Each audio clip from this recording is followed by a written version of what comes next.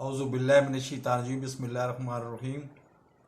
सबसे पहले तो नए आने वाले नाजरीन से गुजारिश है कि मेरे चैनल सब्सक्राइब नहीं किया तो सब्सक्राइब कर दें, साथ लगे बेल आइकन को दबा के ऑल नोटिफिकेशन को ऑन कर दें ताकि मेरी हर नई आने वाली वीडियो का नोटिफिकेशन आपको बर वक्त मिल सके।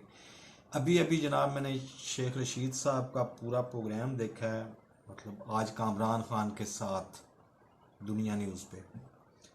उसमें मैं अभी गालबन उन्होंने 31 अगस्त की बात की है, तो 31 अगस्त में अभी 2-3 दिन बाकी हैं।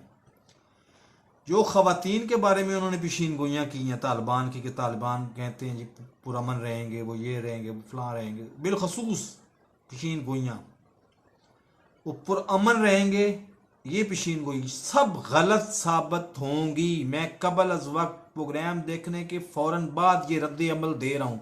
अब देखता हूँ कि शेख रशीद साहब सच्चे साबित होती हैं, उनकी पेशीन गोइयाँ सच साबित होती हैं, या मेरी पेशीन गोई सच साबित होती है।